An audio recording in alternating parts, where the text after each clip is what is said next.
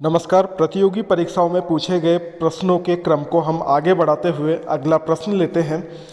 प्रथम पंचवर्षीय योजना की समय अवधि क्या थी? तो प्रथम पंचवर्षीय योजना जब बनाई गई थी तो उसकी समय अवधि वर्ष 1951 से लेकर वर्ष 1956 तक की 5 वर्ष तक की इसकी समय अवधि रही थी। इसी प्रकार द्वितीय पंचवर्षीय योजना की समय अवधि वर्ष 1956 से लेकर वर्ष 1961 तक की थी। दूसरी पंचवर्षीय योजना किस मॉडल पर आधारित थी? ये प्रश्न कई बार पूछा जा चुका है। तो इसका जो मॉडल था वो था पीसी महालनोबिस मॉडल। जी हाँ, द्वितीय पंचवर्षीय योजना पीसी महालनोबिस मॉडल पर आधारित पंचवर्षीय योजना थी। द्वितीय पंचवर्षीय योजना में जिन इस्पात संयंत्रों की स्थापना की गई थी उनका नाम आपसे कई बार पूछा जाता है। तो द्वितीय पंचवर्षीय योजना काल में राउरकेला जो कि उड़ीसा में, भिलाई छत्तीसगढ़ में और दुर्गापुर पश्चिम बंगाल में संयंत्र स्थापित किए गए थे। अगला प्रश्न है, इंटीग्रल कोच फैक्ट्री तथा चित्तरंजन लोकोमोटिव्स की स्थापना किस योजना के दौरान हुई थी? तो इंटीग्रल कोच फैक्ट्री तथा चित्तरंजन लोकोमोटिव्स की स्थापना द्वितीय पंचवर्षीय योजना के दौरान की गई थी। तीसरी पंचवर्षीय योजना फिर वर्ष 1961 से लेकर वर्ष 1966 तक, ये 5 वर्ष की जो तीसरी पंचवर्षीय योजना थी, इसका प्रमुख उद्देश्य था अर्थव्यवस्था को स्वावलंबी एवं स्वस्फूर्त बनाना। अगला प्रश्न आता है, किस पंचवर्षीय योजना की विफलता के कारण 3 वर्ष तक योजना अवकाश रहा? तो तीसरी पंचवर्षीय योजना थी वो विफल रही थी और इसी कारण से योजना अवकाश लागू किया गया था और ये योजना अवकाश वर्ष 1966 से वर्ष 1969 के बीच में वार्षिक योजनाओं के रूप में लागू किया गया था। अगला प्रश्न है, किस पंचवर्षीय योजना के दौरान कृषि क्षेत्र में हरित क्रांति का प्रारंभ हुआ था?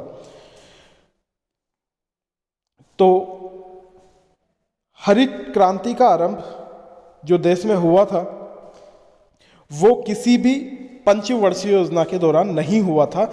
ये कई बार प्रश्न पूछा जाता है कि किस पंचवर्षीय योजना में हुआ था, लेकिन देखा जाए तो वर्ष 1966 से 67 के बीच में जो योजना अवकाश था, इस योजना अवकाश के दौरान ही हरित क्रांति का प्रारंभ हुआ था। इसलिए इसके आंसर में आपको किसी भी पंचवर्षीय योजना का नाम नहीं लिखना है यदि ये प्रश्न कभी आता है तो।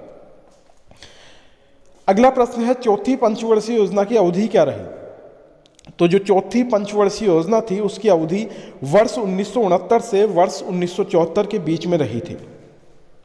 चौथी पंचवर्षीय योजना ओपन कंसिस्टेंसी मॉडल पर आधारित थी। ये कई बार पूछा जाता है कि चौथी पंचवर्षीय योजना का जो मॉडल था वो कौन सा था?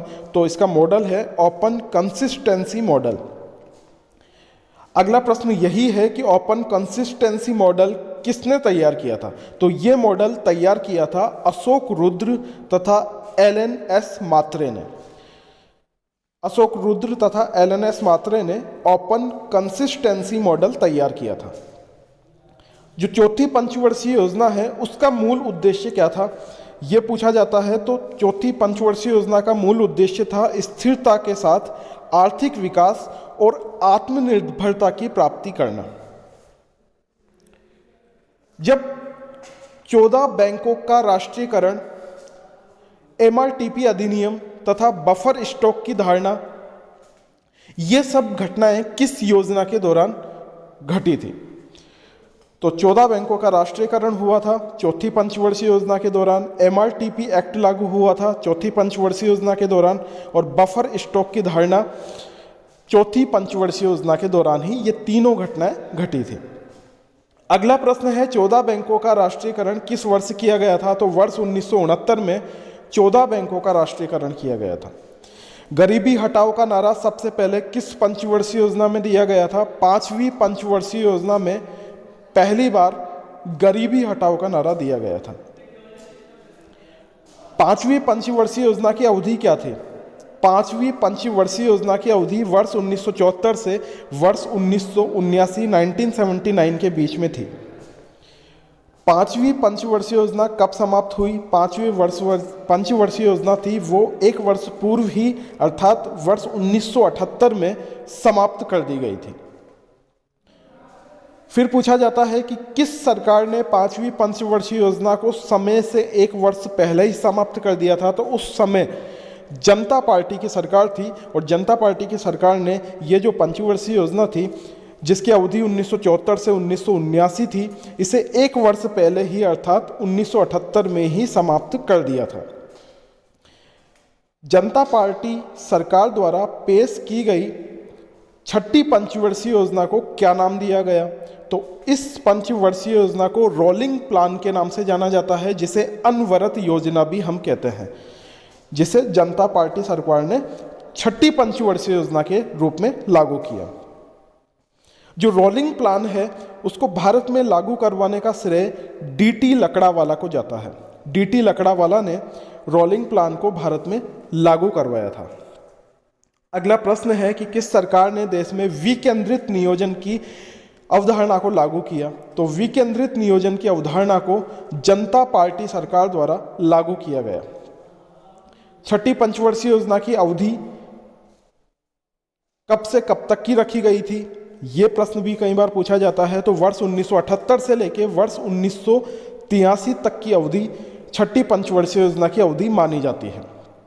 किसान क्रेडिट कार्ड योजना का शुभारंभ वर्ष 1998 में किया गया।